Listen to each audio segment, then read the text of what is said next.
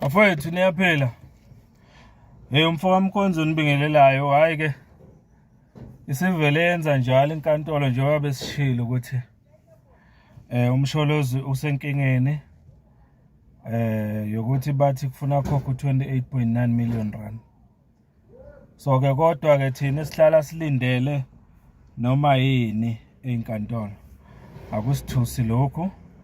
Inkantolo ke sinqumile yathi uZuma akakhiphe u28.9 million rand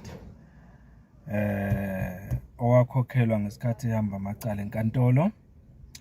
Ukusho ukuthi ke uyawina uRamaphosa nepresidency yakhe siyawina istate against uZuma. Umbuzo uthi ke ingabe ke thina esingahambisani nalesinqumo nesingahambisani nokuthi umsholozi akhokhe sithini. Nginomlayezo ke mina njengomfoka Mkhonza othi isikhathi ke lesi thina ama supporters kaMsholozi ukuthi senze into positive, senze into engenamsindo. Asilindele ubaba wethu next step yakhe ukuthi izothini ukuya phambili.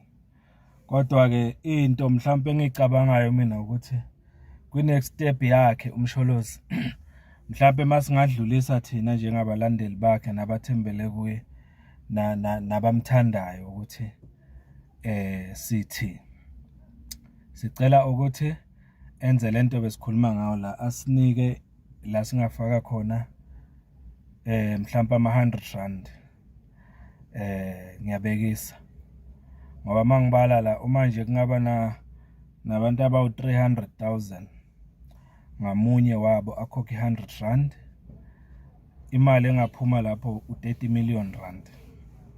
Sho ukuthi singayikhokha le mali.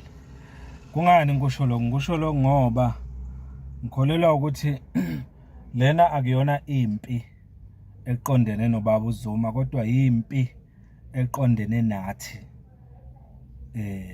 abakholelwa kubaba uZuma, ikakhulukazi thina abantu base-South Africa esivotayo. Masithi thina lento asiyithanda ke sibonise ke ngokuthi singathukutheli bese siyokwenza izinto ezi-wrong njengalokho kwenzeka ngoJuly 2021. Asenze differently this time around. Asidlulisele nje kwabaphezulu sizwe ngayo unqamalalo ukuthi angayivuma yini i-call yethu yokuthi sithi sicela ukuthi sidonate le mali.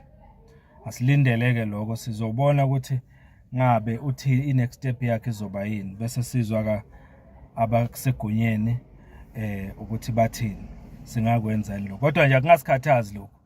Ubala le mali 30 million rand sengaka thina esihamba nomsholozi ubala bafethu. Yiloko ke bathi mabengayitholi le mali kumsholozi bazomthathela ipension. Injalo ke bafethu ake seyidingide sitheni ngalesinqumo senkantolo. Ngiyabonga kakhulu.